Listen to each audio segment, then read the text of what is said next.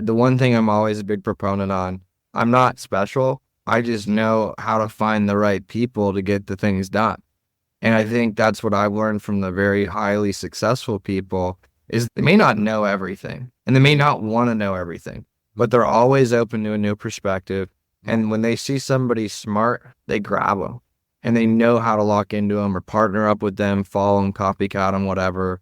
But at the end of the day, having a solid group of people around you that fit within a great culture that you're trying to foster, build, or align with, that's what's real. And that's how you really can garnish strategic momentum and a higher probability of executing on your deals. Are you a hardworking dad, juggling family responsibilities while dreaming of building wealth through real estate? Welcome to the Invested Fathers Podcast, where we explore how to balance investing and fatherhood. I'm your host, Kenny Johnson, founder of East West Capital. Over the past 5 years, I've been buying real estate to free up my time and secure my family's future. Now I'm here to help you do the same. Join me as we navigate the real estate world together, building wealth and strengthening our families. As my grandma always said, East West, home's best.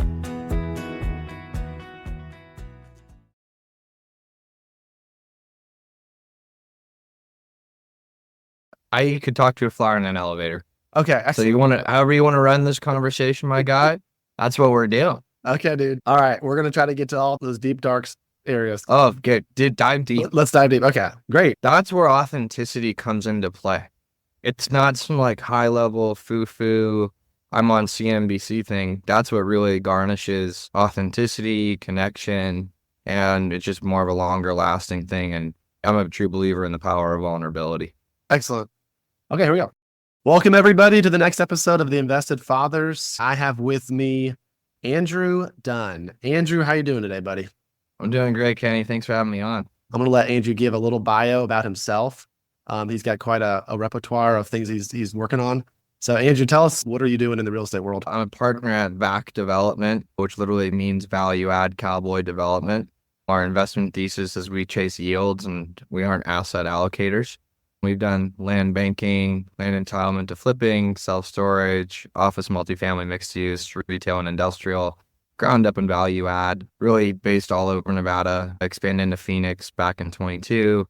I've done stuff in Hawaii and now are making our headway and leap into Tampa Bay, Florida. We really like the retail and single net lease space because we're able to take the credit of that lease or of that tenant and go to a financing institution. And it's more of a great way to secure solid debt on a non-recourse basis for us. Shields our investors, shields us. And then we also like industrials and manufacturing because of the Inflation Reduction Act, the CHIPS Act, and we believe in manufacturing and onshoring back into the United States. So that's what we do. Wow. That's awesome. That's a lot. My background is in the single family home, more fix or flip. I've been doing this for about 5 years. So what you just listed to my audience, hopefully is, wow, this guy is doing, I would think, I am at least feeling this guy has done a lot. So thank you so much for being with us today. Invested Fathers, we're thinking about how we are a good father to our kids and the recipient of being a son to a father. What is your fatherhood experience up to this point? Fatherhood experience is nada. My fiance and I are expecting, so gonna be a dad soon. Grew up, parents got divorced when I was really young, when I was like 4. My mom remarried a couple years after, so I've had 2 dads in my life since I was 6. One, the stepfather, very stoic, wise, consistent, and steady, would take risks here and there, but more conservative. And then my biological father was more of a serial entrepreneur, ups and downs, but wise, salesy, and just creative in how he approached life. So I had a little bit of good things in both worlds, but both really taught me work ethic and consistency and never giving up and learning from your mistakes. And the mistakes of the guys before you is a really good recipe to be successful eventually. Absolutely. Yeah.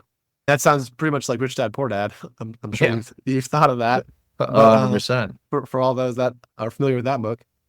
I love that. And I guess what you didn't say is, hey, parents got divorced. This wrecked my life. This changed me.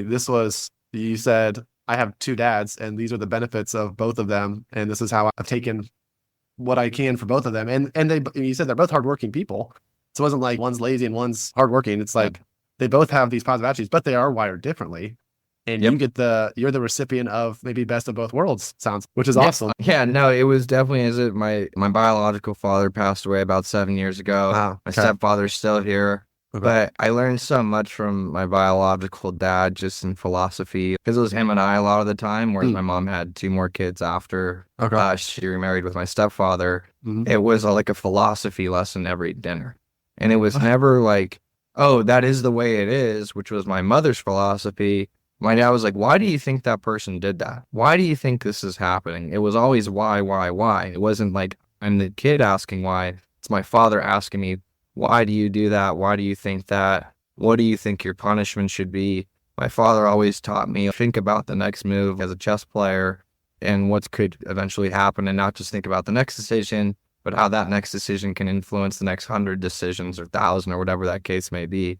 And so it was just always a very mind-expanding experience. And I learned a lot. And I think when you grow up in a divorced household, everybody's is a little bit different. I was fortunate enough to grow up in coastal Southern Cal and Orange County, like not a rough life at all. And my parents lived like 15 minutes away from one another, and I grew up by the beach. So at the end of the day, it is what it is. I think it gave me a perspective of life that it's not perfect.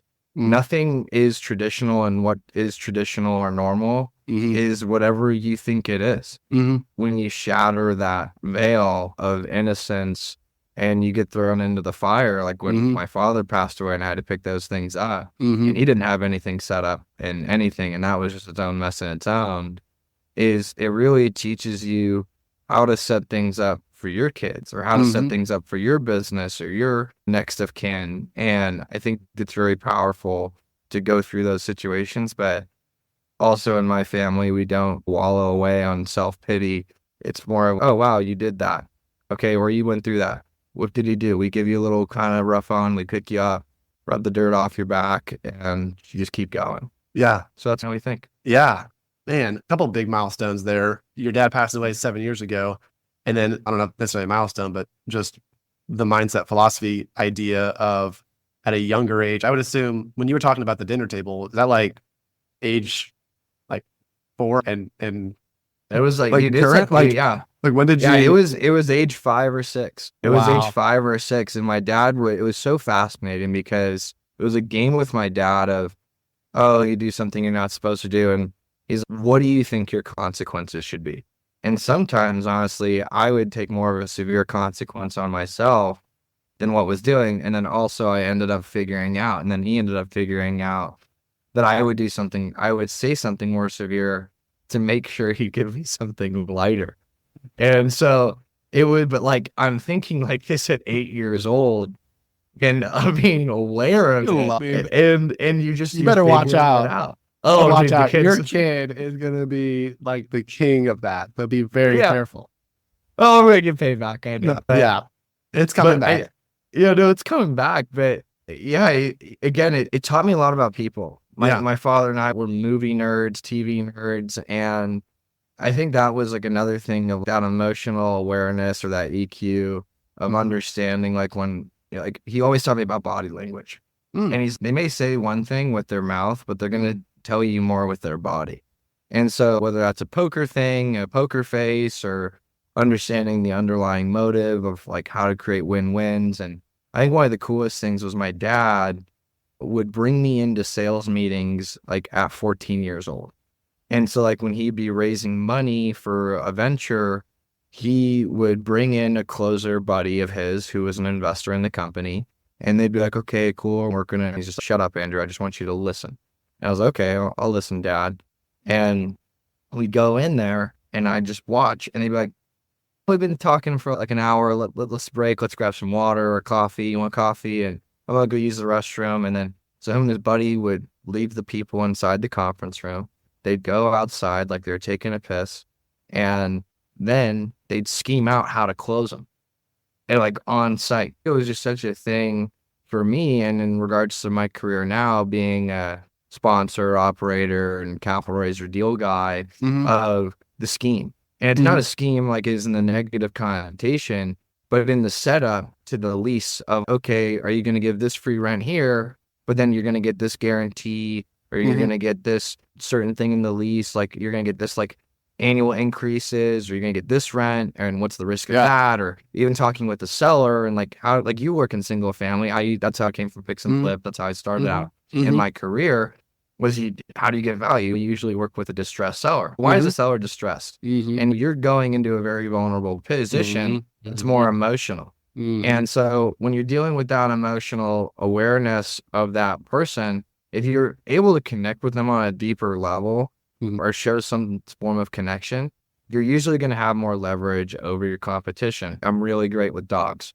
So like I was like a big bad Rottweiler or German Shepherd or Pit Bull, like within 1 minute, they'd be cuddling up to me. Yeah. That was my trick because I grew up with big dogs. Yeah. You got to play on these like little different traits on how you survive in life. Yeah. And just be always open to new experiences like that. And that's what my father really taught me, is that garnishment of perspective. You mentioned your dad teaching you a lot about learning people, body language. What is he saying versus what is he doing, and flying the wall in the room. I would also add, he was teaching you a lot about yourself. You could say you have some traits from your dad as well. But what are the areas that I'm just comfortable talking with? Dogs, relationship with my dad. How can I connect with this person? I think about some of these dads that have kids in college, or their kid is exploring, what are they going to do with their life? I hated that question. When I exited college, the idea of being confined to this job is who you are, your identity. And I studied graphic design, which is what I realized I didn't want to do the day I graduated college. So figuring out that thrive zone or sweet spot for you, what is your role that you would define as, this is what I love doing and I'm really good at putting the deal together. Okay. I think, it's like finding the opportunity or being presented with an opportunity from somebody on my team, or go and find it myself. And then building that connection with that seller or that broker, or whoever that deal finder is, finding the lender, finding the equity, bringing everybody together, bringing the plan together, and then putting the right people in place, the right property manager, the right leasing broker, the right contractor, whoever it is, to execute on a business plan. And I love just the pieces that all come together like a puzzle. I grew up playing video games my whole life. Okay. And so that constant like little dopamine rush of a quest being completed is just exhilarating. It's just a high. I played World of Warcraft growing up. Yeah. And so it's just like, all right, going on quest, leveling up your character, doing that, and scheming out the right resources, what you're specializing in to get something done. Right. That goes out into the real world, I tell you. And how old are you again? Sorry, how old are you? I'm 28. Okay. And I'm 36, so I probably should have asked that earlier. Because, dude, you've done so much by 28. Holy cow, well done. And your dad passing away at 21, that's a crossroads year of your life. In regards to go out and do something with your life. Dude, huge kudos on all that you're working on. Sorry, that was a derail. World of Warcraft, you're getting the dopamine shots. Yeah. Back to real estate. Back to real estate. But the whole thing is thinking long term and seeing things that people don't necessarily see by the people I surround myself with. The one thing I'm always a big proponent on, I'm not special. I just know how to find the right people to get the things done. And I think that's what I've learned from the very highly successful people, is they may not know everything and they may not want to know everything, but they're always open to a new perspective. And when they see somebody smart, they grab them and they know how to lock into them or partner up with them, follow them, copycat them, whatever. But at the end of the day, having a solid group of people around you that fit within a great culture that you're trying to foster, build, or align with, that's what's real. And that's how you really can garnish strategic momentum and a higher probability of executing on your deals. And that's what we do a great job of. My dad taught me this. You're either in the game or you're not. If you're in this game, I love the projection of passiveness. And that's great for if you want to invest in our group, or maybe you invest in one of your deals, Kenny. But you're an operator. I'm an operator. I'm here to grind it out so you don't have to. But the grind isn't a negative thing to me. It's a joy. I love this. I love meeting restaurateurs or different businesses, operators, and seeing, hey, how can we work together? How can I get you what you want on this location? How can you get me what I want so I make money and I do this? We don't just do this for exercise or practice. And how do we create these win-wins for everybody? And then also at the tough occasions is when you got to be a jerk and a meanie to say, no, go give me my rent. And I think that's the harder part of being an operator of real estate, and what allows for a passive investor to not have to be the meanie and be the jerk to say, go collect my rent with the baseball bat and, the movies is, and in a lot more of a legal fashion today. But you just get to invest and get to take profit of that reward and that hard work that we set up in these opportunities that you can't do yourself, or maybe don't have the time or want to do yourself. And that's why I like it, is I get to give you that, you get to give me this, and we all get something out of it. Yeah. Yeah. I'm overlapping now, like your age, your mindset, the dad, like influence. And I think to myself, you were told a script. I feel like there's a secret of you can be your own, you can make your own way. You don't have to just get this job, do your time for 10, 20, 30 years. And then at the end of that thing, then you can start living your life. And there's ways to find joys in the mundane. I was in sales and customer service, and there were things I liked about it, but there was also just this sense of, man, I really just don't want to be doing this today. Or like I was commuting 3 hours a day and leaving my kids, and there's just this like tension inside me. I feel like you have broken those boundaries. I don't at all get a sense of entitlement of this is mine. It just comes to me. You have the sense of, I'm going to go out and do this. And I'm not just going to begrudgingly do it. I'm going to love it. This is awesome. This doesn't feel like work. I'm in it. I'm in the game, and it's a lot of work, but I enjoy it. So speak a little bit of, again, was that just like a dad like mentality of just, dude, just whatever you want, just go and get it. And it's going to work. It's going to maybe suck to get there, but do it. I'll say this. My father passed away of a heart attack at 67. And even at 66 or 67 years old, I'd come out when I was in college at home, and I'd come out, like just to go to the bathroom in the middle of the night, and I'd see my dad working at 2 a.m. And I'd see my dad at 66 working at 2 a.m. And you could just see how happy he was working. And even though, like, my dad died because he went all in on everything that he did. And again, it was a highs were high, lows were lows type of philosophy with my father. And he was a visionary, but, with some of those guys, he grew up in a very poor household with abusive father, and he never yelled at me. Like maybe 3 or 4 times in my life, he yelled at me in 21 years. That's pretty amazing. You know what I mean? And just the way he was able to talk to me. But my dad died with no money.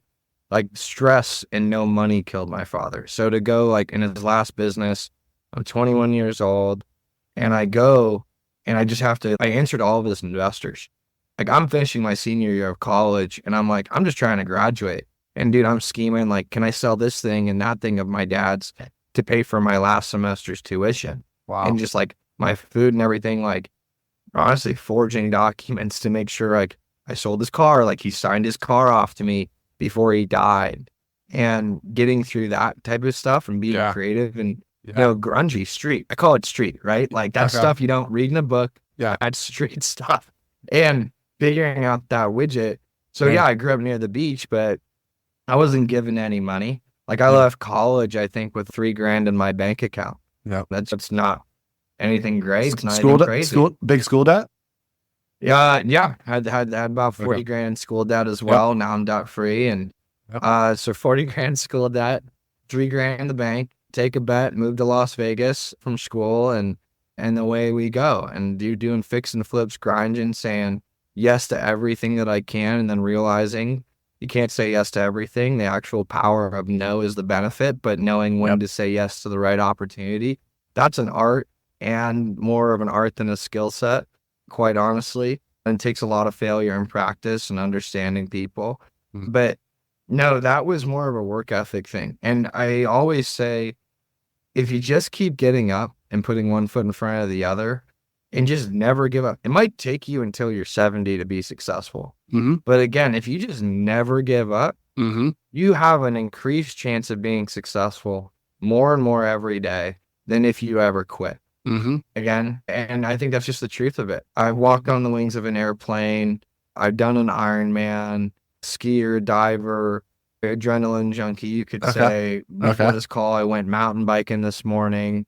But again, it's just where's the edge that you find yourself? But I think the thing for me that my father taught me, if you expect to make money and be successful by watching the clock, I'm sorry, you have another thing coming to you.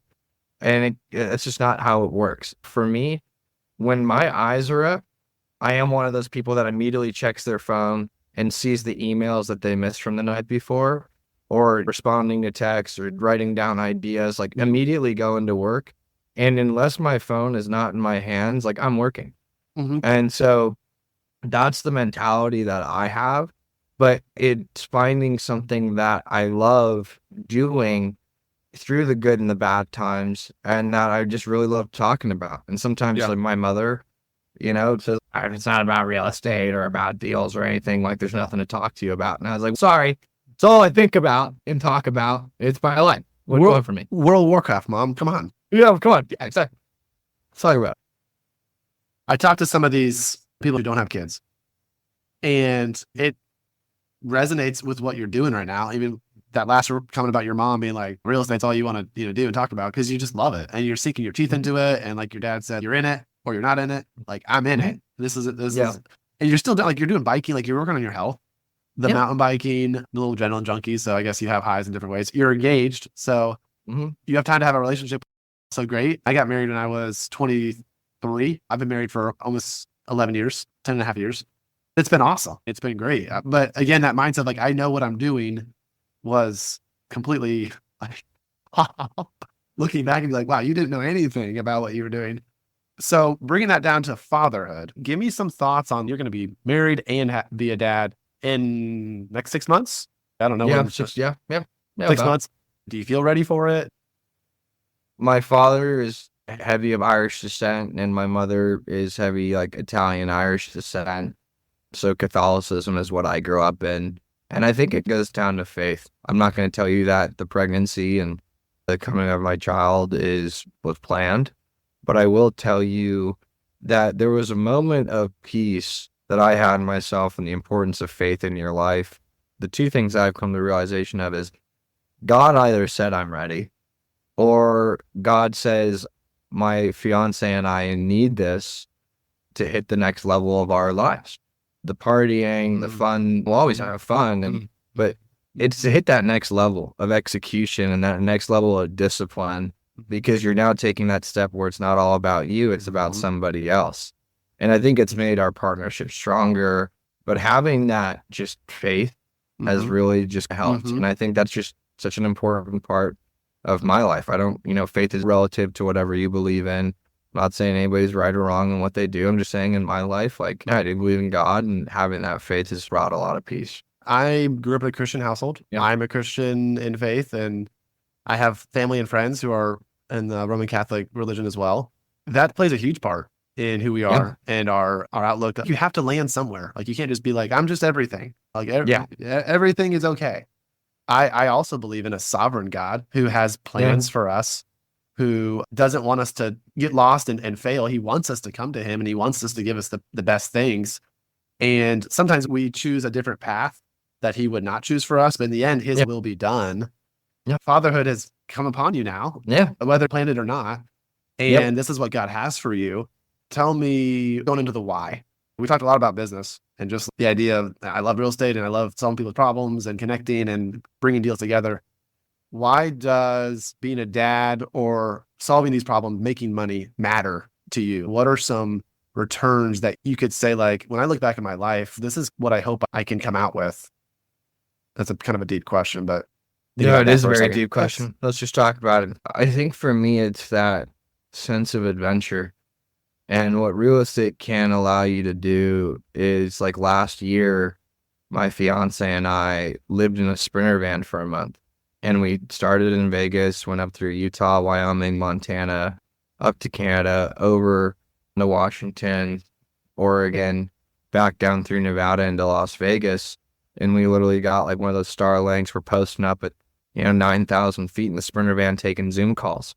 Having that ability where you can work every day and you can make your meetings when you want them and execute how you want to It's a wonderful lifestyle, like where I don't have to be in person, but you need to be at times because this is still a relationship business. You can't do this behind the screen. If you have $100 million fund, which I don't, but you can just, I'll just throw money at things. No, but to get the yield and the alpha, you got to show up and you got to create that competitive edge. And honestly, I love to laugh. That's that Irish descent thing. I love to make people laugh. I love to laugh with people. Have a drink now and again. And just like camaraderie, like what we're doing. The Italian side in me is I love to break bread with people because breaking bread to me creates just an inherent vulnerability on a full stomach. There's science behind it. And to me, it's just a way to connect with people. And I used to think, I don't really like people. No, that's a lot. COVID revealed a lot that to me where, no, I need people. I need to be in touch with people. I need to shake hands, give hugs, kiss the babies, the whole thing. Because that's what makes life worth it. That Into the Wild, where the guy went up into Alaska and his whole thing at the end when he dies in the bus. Sorry, spoiler if you haven't seen the book. As I read the book, is life is wonderful. Adventure is nothing unless you share it with somebody. That's where my why is, to connect with people, make a lasting impact on this earth. I say that while I'm doing QSRs and retail. Wow, world needs more of that, not some historic architecture, but yeah, it helps communities. It gives somebody something at least. But it's the connecting communities, people, employment, philanthropic things. That's what I really like about it. The real estate's an impactful community, especially commercial real estate. You know, you're having a greater impact on your community through employment, consumption, and development, especially on a construction side. And there's so many different people. Like, there's a difference between an operator and a developer. Operator, the building's already built. 80% of the work is already done. On the developer side, you're doing land. Okay, land entitlement, land development. I got a contractor, a civil engineer, everybody on their team, structural engineer, design architect, structural architect. And then you have leasing brokers, land brokers, sales brokers. You have city, county officials, jurisdictions, all the subcontractors, the demo guys, the graders, the underground utilities, the pavers, the framers, the plumbers, the electricians, the roofers, the general contractor, the construction manager, like the debt broker, the lender, the equity guy, the investors. Like, okay, if you have to be a people person, right? It's business. That's not going to just happen on its own. No, it's not. It doesn't happen overnight. When you ask the why, is like, I like Jeff Bezos' philosophy. He had this in an interview during the dot-com bubble. And it was when the dot-com bubble hit, every tech stock crashed 80, 90%, but for the most part, and including Amazon. Jeff looks back at his like quarter over quarter, year over year. He's okay, my stock crashed to X, but I'm still making money every year. And he was setting up plans in terms and thinking of decades rather than quarters and years. And I think for development and real estate investing, if you think in terms of decades, that's really going to help mitigate the short-term risk profile and your long-term success. It's going to get, and that's if you implement that through the rest of your life of longevity, taking care of your body, putting the right things in your body, instilling the right values in your life. Like, it's just going to be more abundance, and it's going to create more abundance. So to me, the goal eventually is to get out of Las Vegas or have a second home near the beach or somewhere in a ranch style where there's a place of abundance, a place of health. Water's a big part of my life, whether I'm skiing on it when it's frozen or going diving in underwater and just experiencing life and people and the earth. That is truly why. It's a little hippie-ish to a certain degree, but being able to connect with people on a natural level and professional level and on a vulnerable level is honestly what drives me. And I think that's just why we're successful at what we do, is because we have that inherent desire to connect and to create. And that's truly my why.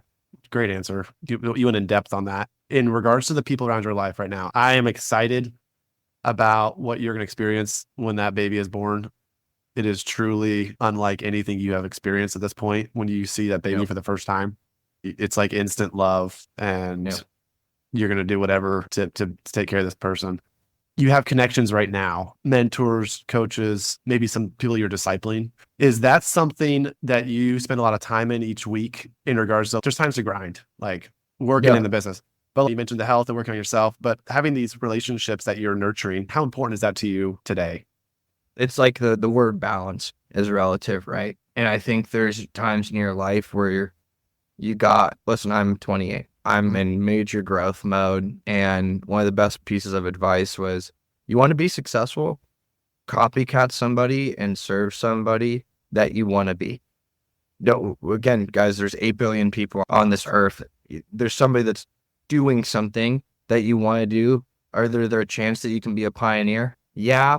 But let's look at the statistics here, guys. Copycat somebody. Why start a business when you can buy a business and take it over? Well, there's a different probability of success. I'm always more of a proponent of copycatting and serving and taking over an apprenticeship that's been going on for hundreds of years. Continue to go as you see how somebody does it and you perfect what they're doing, or you take it to the next generation of what they're doing. In my earlier part of my career, it was all serving and mentoring, helping people out, finding out who my friends were and where our goals were aligned, because I do believe in that. You are who your closest 5 people are, or your closest friends are. And I've always been more attracted to older people in the sense of what wisdom can they bestow upon me? Because, dude, younger people, it's just about partying, instant gratification traditionally. It's not more about delayed gratification and thinking beyond tomorrow or today. And so for me, I think it's a combination of where you're at in your life. In a perfect world, it's a third of the people who are better than you and higher up and more successful than you, further beyond than you. A third of you're all in the same group and the same kind of mix, more or less, of the grind or the growth. And then the third of the people who you were at one point in your time and you can help, because those are the people who are going to connect you and bring you up and continue to support you in your growth path. I think one thing I've learned from the older guys or the more successful guys I've been around is do the things that you love to do, but turn it into work. I think I've been fortunate enough to hang around a very successful electrician. Owns a very successful electrical company in Nevada. And I remember when I first got out of town, because of what I grew up doing, skiing, I was invited on a trip. And he's like, all right, Andrew, plane leaves at 7 a.m. We're going to Mammoth Resort today in North Cal. And I was like, what do you mean plane leaves at 7 a.m.? He's like, my plane. And so he's like, all right. But what he did was, it wasn't like a family thing. It was all contractors and developers. And so he loaded like a plane of 10 to 12 people with contractors and developers. And it was about getting more work. But the guy also loves skiing. So let's go fly for a day, go up to Mammoth, go have some beers or go party or go ski or do whatever. And we just talk about everything that we're doing. I literally went to a luncheon yesterday where you could see people working together on projects, but I went skiing with that guy and we hung out, done a great time. And they're like, how do you know this guy so well? Like, I'm doing deals with him and he hasn't talked about you like in the last year that I've been building this building with. And I was like, dude, him and I go back 3 years. Like, we met each other skiing. And I think that's more powerful. And that's what I've learned from my mentors. Let's take a week off. No office for the week. Like, again, the Sprinter van thing. Come on, dude. Go search for dirt and go take that life of work hard, but play harder. Yeah. And find the things that you love to do. Like I told you, I went mountain biking this morning. Yeah. It's a friend who I was with real estate wholesaling and flipping. Yeah. And Yeah. he's now become a friend through athletics. We've gone skiing, snowboarding, Yeah. gone mountain biking together, hiking together, workout, doing yoga together. Yeah. I think mixing that and aligning through your health and that pursuit is how I want to live my life. I love it. Let's go make money and do cool shit together. That's my whole life. Like, what kind that's the greatest type of life to me. I'll go be healthy, party, and go do cool stuff and make money. You make it seem so simple, buddy. Don't make it so complicated. No, I know. We do that. We tend to do that.